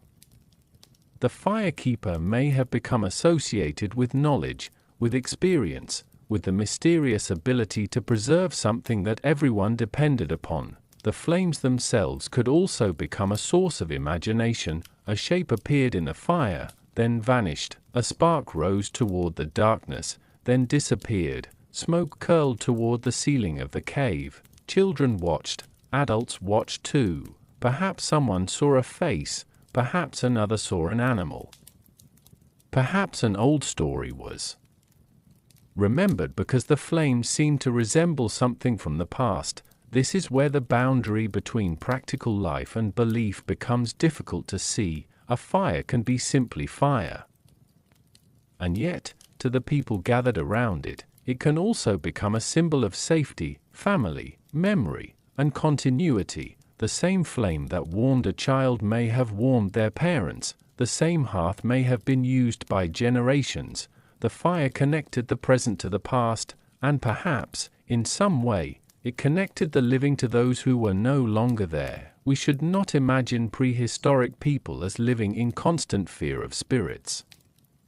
Their lives were too practical for that simple picture. They still had to hunt, they had to make tools, they had to find food, they had to repair clothing. But human beings can hold practical knowledge and mystery at the same time. A hunter could understand animal tracks and still wonder about the unseen. A craftsperson could know exactly how to shape a stone and still tell stories beside the fire. The night grows deeper. The child finally lies down. The flames continue their slow movement. No one knows what tomorrow will bring, but tonight, the fire remains alive. And as the people sleep around it, the flames quietly perform their oldest task. Holding back the cold, holding back the darkness, perhaps even holding together the memories of a family. Yet the human body, no matter how skilled or careful, remains vulnerable. Cold can weaken, hunger can exhaust, injury can become dangerous, and illness may arrive without warning. So tomorrow, our story moves away from the mysteries of fire and toward something more physical. The remarkable ways Stone Age people may have protected their bodies, maintained their strength, and stayed healthy in a world where there was very little room for weakness. The embers glow softly, and the night continues. The fire has burned through another night, and now, beneath the pale light of morning, the Stone Age family begins to stir. The youngest children move first. An adult reaches for a fur covering that has slipped away during sleep. Someone stretches stiff arms. Another person checks the fire. Outside, the frozen world waits exactly as it did yesterday. But surviving in such a world required more than courage. It required a body that could continue working. A person needed enough strength to walk across snow, enough energy to gather fuel, enough endurance to hunt, enough resilience to recover from the ordinary injuries of daily life. For Ice Age people, staying healthy was not something separated from survival. It was survival. The human body was constantly challenged by cold, hunger, physical work, and exposure. Yet prehistoric people were not simply helpless victims of these conditions. They had knowledge, they had habits, and over thousands of generations, they learned how to reduce some of the dangers around them. One of the most important was food. A varied diet could provide the energy and nutrients needed to maintain the body. Animal meat offered protein, fat provided concentrated energy, bone marrow could supply additional nourishment, plants, when available, added other nutrients, fish and aquatic foods could be valuable in suitable environments. The exact combination changed depending on location and season. But the principle remained the same. The body needed enough fuel to keep moving. This was especially important in cold weather. Maintaining body temperature requires energy. The colder the environment, the more demanding the challenge becomes. For someone living during an Ice Age winter, a lack of food could make the cold even harder to tolerate. That meant the group had to understand the relationship between food and effort. A long journey required energy, a difficult hunt required energy, even gathering firewood required energy. Every activity had a cost. So did injury. A small cut might seem insignificant, but without modern medical treatment, even minor wounds could become serious if infected. Stone Age people likely had practical knowledge of treating injuries using materials available in their environment. Plants may have been used in different ways. Clean water could help wash wounds. Rest could allow the body time to recover, and perhaps the most important resource was simply care from others. An injured person could not always manage alone. Someone might bring food, someone might help them move. Someone could keep the fire burning, someone could watch over them while they rested. This kind of support may have been one of humanity's oldest forms of medicine, care. The group could also protect health through cleanliness. Even though they did not understand germs as modern science does, people could clean tools, remove waste from living areas, avoid spoiled food when possible, choose healthier sources of water. The details varied across communities, but observation mattered. If something repeatedly caused sickness, people could learn to avoid it. Knowledge accumulated through experience. An older person might know which plants were safe, which berries should not be eaten, which roots needed preparation, which water sources were reliable, which injuries required rest. This knowledge could quietly save lives. Physical activity also shaped the body.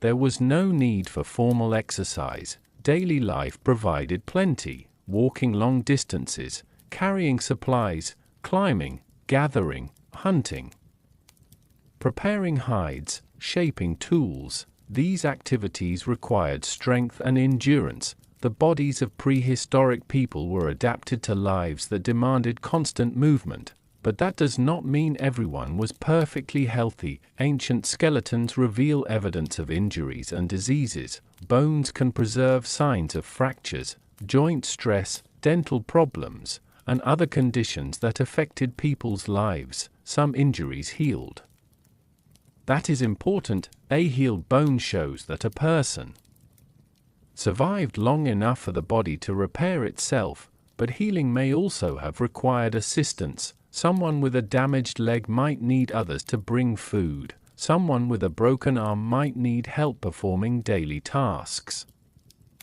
The survival of an injured person therefore tells us something about the community around them. Human health was never purely individual, it was collective. A person could be physically strong and still depend on others. A person who was weak could still contribute valuable knowledge. An older individual might no longer travel far, but could remember the location of a water source or recognize the signs of approaching weather. Health, therefore, was not simply about strength, it was about usefulness, connection, adaptation, and the ability to recover. As the morning continues, the family begins preparing for another day. The children move around the shelter. An adult examines a worn animal skin. Someone prepares a small meal. The routine seems ordinary, but every ordinary action reflects thousands of years of accumulated knowledge: how to eat, how to rest, how to protect the body, how to avoid danger, how to care for someone who cannot care for themselves.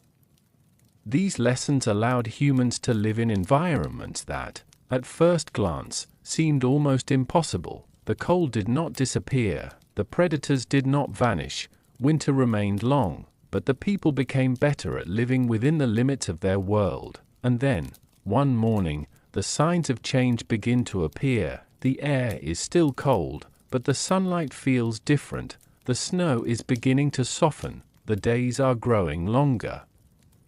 The long season is finally approaching its end. Soon, the family will step outside after another freezing night.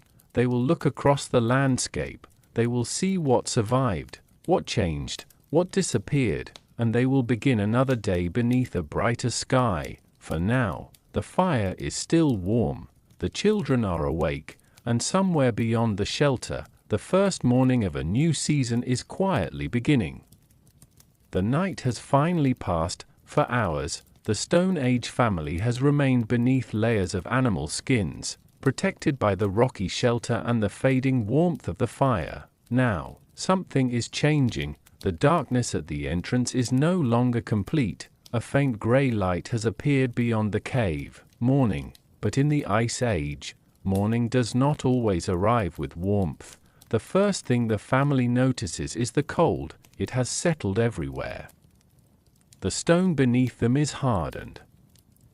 Chilled, the air inside the shelter feels sharp against the skin. The fire has almost disappeared. A few embers glow beneath the ash, but they provide very little heat. Someone moves closer. A hand carefully pushes aside the gray layer of ash. There, a small red glow. The fire is still alive. The person leans toward it and gently adds a few pieces of dry material. For a moment, nothing happens. Then a tiny flame appears. It grows slowly. A second flame joins it. Soon, a small fire is burning again. The morning has begun. Outside, the landscape looks transformed. The snow is untouched in places. The wind has left delicate patterns across the surface. Every footprint from yesterday has been softened or covered.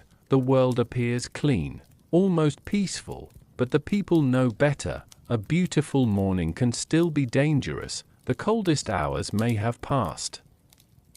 But the day ahead brings new challenges. Before anyone travels, the group must assess the conditions. Has the weather changed? Is the snow stable? Can the hunters follow familiar paths? Are the animals nearby? Is there enough fuel left for another night? These questions begin the day. The first task may be food. Someone checks what remains from the previous evening, a little meat, perhaps some gathered plants, maybe only a few scraps. Nothing is wasted. The family eats what they can. Then preparations begin. An adult examines a worn animal skin, another checks a tool. Someone gathers the remaining fuel near the shelter. Children may be given small tasks. The morning becomes busy. not hurried, but purposeful. The night has taken its toll. Everyone feels it. The body is stiff from sleeping on hard ground. Hands are cold. Feet need time to warm. A long winter can make every morning feel like a small victory. You survived the darkness. Now you must begin again. Eventually, some members of the group step outside. The cold strikes immediately. The air is so clear that distant mountains appear unusually close. Their breath rises in pale clouds. The snow reflects the morning light. For a moment, the landscape seems almost silent. Then the first sounds return: a bird, the movement of wind through distant trees, the crunch of footsteps. The world is waking. The people begin to notice signs of life. Animal tracks cross the snow. Perhaps a herd passed during the night. Perhaps a predator moved through the valley. Perhaps another human group traveled nearby. The snow has become a record. Every movement leaves a trace. The hunters study these marks. The information may determine where they go next, but the morning also reveals something else. The landscape has changed since yesterday. A storm may have covered familiar paths. A river may have frozen more deeply. A slope may have become dangerous. The Ice Age environment was never completely predictable. Even people with generations of experience could be surprised, so they move carefully. The group separates according to need. Some remain near the shelter. Others travel farther. A few search for food. Someone gathers wood. Children stay close to adults. The morning becomes another chapter in the endless cycle of survival, and yet, there is something strangely beautiful about this routine. The people do not wake every morning thinking about history. They do not know that thousands of years later, strangers will wonder how they survived. They are simply living. A child may stop to watch sunlight glitter across the snow. An adult may pause beside a track and wonder what animal made it. Someone may laugh. Someone may complain about the cold. Someone may simply stand quietly and breathe. These small moments remind us that prehistoric life was not only about survival. It was life, ordinary life, taking place under extraordinary conditions. The sun climbs higher. The cold slowly becomes less severe. The family continues working. Another day has begun, and perhaps that is the greatest achievement of all. Not one heroic hunt, not one dramatic escape, but the simple ability to wake up, to relight the fire, to step outside, and begin again. For thousands of generations, people repeated this process, night after night, winter after winter, generation after generation. Some survived, some did not. But the knowledge continued moving forward, and eventually, the seasons changed. The great cold began to retreat, the ice shifted, the landscape opened, the world that had once seemed endless and frozen began to transform, and when we look back at the people who lived through those ancient winters, we begin to understand something important. They were not simply surviving one terrible night.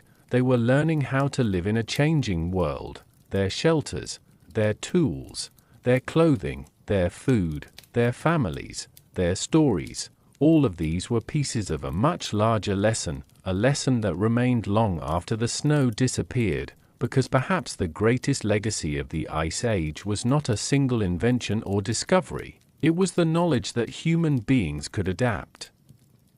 And as the morning light grows stronger, we can finally begin to step back from the frozen landscape, to ask what these ancient survivors might still teach us. The morning continues. The first light has spread across the snow, and the Stone Age family has already begun moving through the familiar rhythm of another day. The fire has been revived, the tools have been checked, the children have eaten, the hunters have looked toward the tracks left behind during the night. Nothing about the morning seems extraordinary, and yet, when we step back from this single day, something remarkable begins to appear.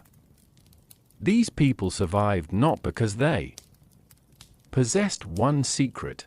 There was no single invention that defeated the Ice Age, no magical shelter, no perfect weapon, no guaranteed source of food. Instead, survival came from hundreds of small decisions, repeated over and over, across generations. The first lesson may have been the simplest: adapt. The Ice Age was not one unchanging frozen world. Climate shifted, animals moved, landscapes transformed, glacier advanced and retreated. A place that was useful in one season could become difficult in another. The people who survived had to respond. They could not insist that the environment remain convenient. They had to change with it. Sometimes that meant moving, sometimes it meant changing what they ate, sometimes it meant finding a different shelter, sometimes it meant inventing a better tool. Human survival was built on flexibility. The second lesson was preparation.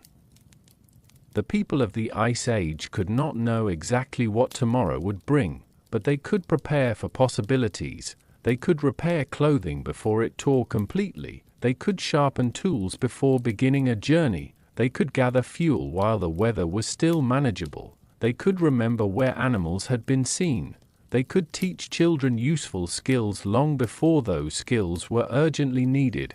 Preparation transformed uncertainty into something more manageable. Then there was cooperation. Perhaps this was the greatest lesson of all.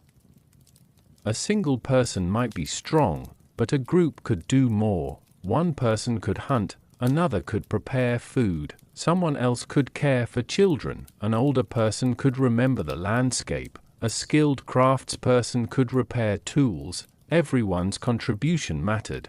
This meant survival was not simply about becoming stronger than everyone else, it was about becoming useful to one another. The family was a survival system. The community was a survival system. Knowledge itself became a survival system, and knowledge had to be passed on.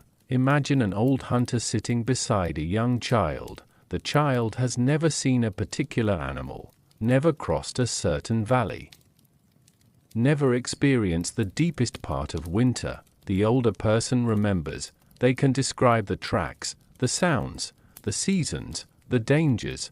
The young person listens. Perhaps years later, they will tell the same story to someone else. This is how human knowledge travels, not always through books, sometimes through memory, through imitation, through stories told beside a fire. The Ice Age also teaches us something about technology. Technology does not have to mean something complicated. A sharp stone is technology. A fitted hide is technology. A carefully designed shelter is technology. A needle made from bone is technology. Human beings survived partly because they learned to turn ordinary materials into useful things. They observed, they experimented, they failed, then they tried again. A broken tool was not simply a failure, it could become a lesson. A failed hunt could reveal the habits of an animal. A difficult journey could teach someone a safer route. A harsh winter could change how the next winter was approached. Experience accumulated, and over generations, small improvements became enormous advantages. But perhaps there is another lesson hidden in all of this. The Ice Age people were not separate from nature. They were part of it. They depended on animals. They depended on plants. They depended on water. They depended on the seasons. Their survival required understanding relationships within the environment. A change in one part of the ecosystem could affect everything else. If animals moved away, humans had to move too. If plants disappeared, diets changed. If rivers froze, water became harder to access. The people had to pay attention. They had to notice. And perhaps this is something modern life sometimes allows us to forget. The natural world is always changing, even when we are not watching. The Stone Age family understood this because they had no choice. Their lives were connected directly to the landscape. The cold was not an abstract number, it was something they felt on their skin. The disappearance of animals was not a statistic, it meant an empty stomach. A broken tool was not an inconvenience, it could mean a harder day tomorrow. Their world demanded attention, and that attention helped them survive. Still, survival was never guaranteed. Some people died, some groups disappeared, some journeys ended badly. The Ice Age was not conquered, it was endured, and perhaps that distinction matters. The people who lived through those ancient winters were not superhuman, they were vulnerable, they became tired, they became hungry, they became frightened, they lost people they loved. And yet, they continued, they woke each morning, they gathered around the fire, they carried their children, they repaired what was broken, they shared what they had, then they tried again.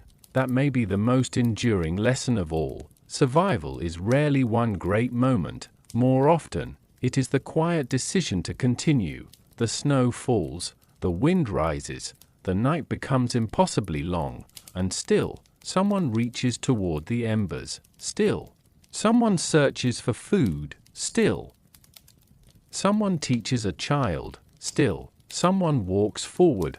Thousands of years later, we can look back across the enormous distance of time and recognize something familiar. The faces may be gone, the shelters may have collapsed. The footprints may have disappeared beneath centuries of snow and soil, but the instinct remains, to protect, to adapt, to remember, to hope for morning. And now, as our journey through the frozen world begins to draw toward its end, the final night is approaching. The family has survived another day. The fire is burning. The children are sleeping. Outside, the Ice Age wilderness is quiet beneath the stars, and perhaps, for the last time, we will sit beside them, listening to the wind, watching the embers, waiting for morning, because sometimes, the most extraordinary story in history is simply this, that someone, somewhere, managed to make it through the night. The night has returned one final time. The frozen landscape lies beneath a quiet sky, stretching farther than the eye can follow. The mountains are dark silhouettes against the stars, the snow reflects a faint silver light, and somewhere among the ancient rocks, a small fire continues to burn. Inside the shelter, the Stone Age family has gathered together. The day is over. The tools have been put away, the food has been shared, the children are sleeping.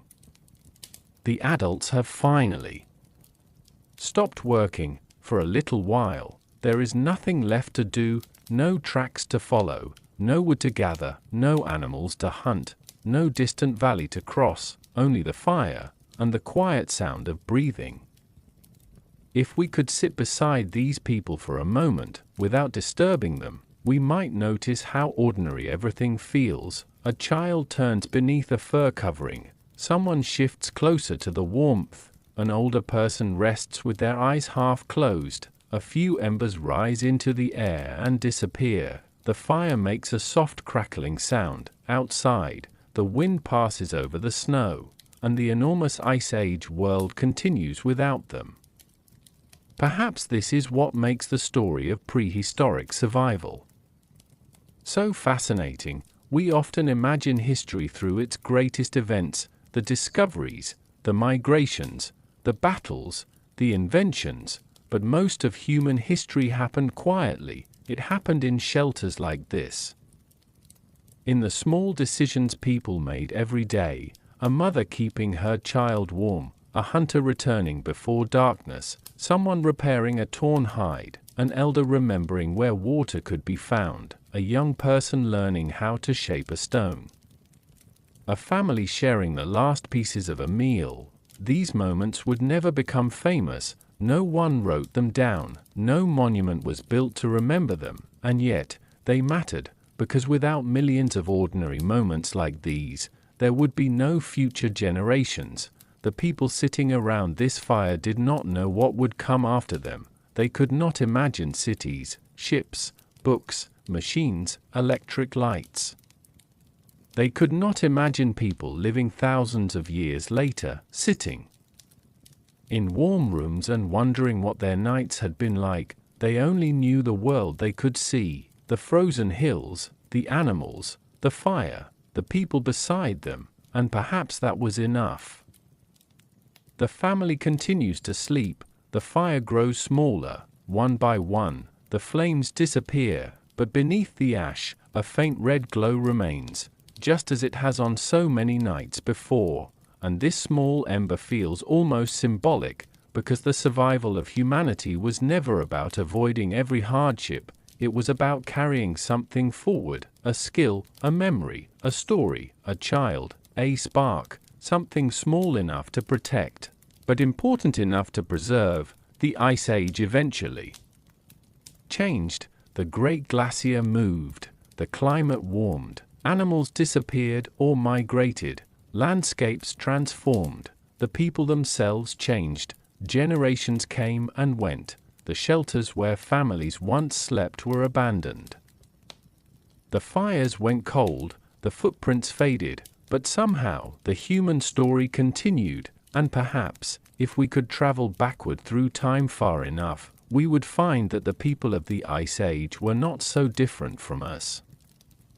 They worried about food, they cared for their children, they became tired, they sought warmth, they remembered those they had lost, they looked at the darkness and wondered what might be beyond it, they wanted to see another morning. That simple desire may be one of the oldest things we share with them, the desire to continue, to protect the people we love, to wake up and begin again. And now, as the final fire slowly fades, imagine yourself standing outside the shelter. The night is perfectly still, snow covers the ground. Above you, the stars shine with the same ancient light that once watched over these forgotten families. The world feels enormous, and yet, inside that small cave, a handful of human beings have created a tiny island of warmth. For one night, it is enough, the fire is enough, the shelter is enough, the people beside you are enough, and perhaps that is the quiet lesson hidden beneath all those frozen winters. Human beings did not survive because the world became gentle, the world remained difficult. They survived because they learned to become adaptable, they learned to share, they learned to remember. They learned to protect the vulnerable. They learned to take something as simple as a spark and turn it into warmth, light, food, community, hope. The last ember glows beneath the ash. Soon, it will be morning. Perhaps the family will wake again. Perhaps someone will uncover the ember and breathe life into the fire. Perhaps the children will grow older. Perhaps one of them will become a hunter, another may become a skilled craftsperson, another may carry the stories of the group into a future no one can imagine, and perhaps, one day, someone will sit beside another fire and tell a story about the people who came before, a story about a winter that seemed endless, a story about a cave beneath the frozen sky, a story about a family that waited together through the longest night. But here is the strange thought: what if the most important part of their story was never the way they survived the cold? What if it was the fact that, despite everything the Ice Age could take from them, they still found reasons to gather around the same fire? To share food, to protect children, to teach the next generation, to look into the darkness and believe that morning would come. The fire has almost gone now. The snow continues to fall, the cave is silent, and somewhere, beneath thousands of years of earth and stone, the traces of these people remain: a broken tool, a fragment of bone, a faded hearth, a footprint preserved in ancient ground, tiny clues, waiting for someone to notice. And perhaps that is where the mystery truly begins, because if we could uncover every forgotten shelter, every ancient fire, every story that disappeared into the darkness, what else would we discover about the people who lived before us? What did they fear? What did they dream about? What stories did they tell their children? And how many of their secrets are still sleeping beneath the frozen earth, waiting for us to find them? For now, though. The night is quiet, the fire is fading, and the Stone Age family is asleep, so, wherever you are listening tonight, let the frozen wilderness slowly disappear into the darkness, let the wind become softer, let the distant mountains fade, and imagine one final glow beneath the ancient ash, a tiny spark that survived the cold, a tiny spark that became a fire that kept a family alive, and perhaps, in some distant way, that same spark is still burning, not in the cave, but in us. Good night, and until the next journey into the quiet corners of history, sleep well.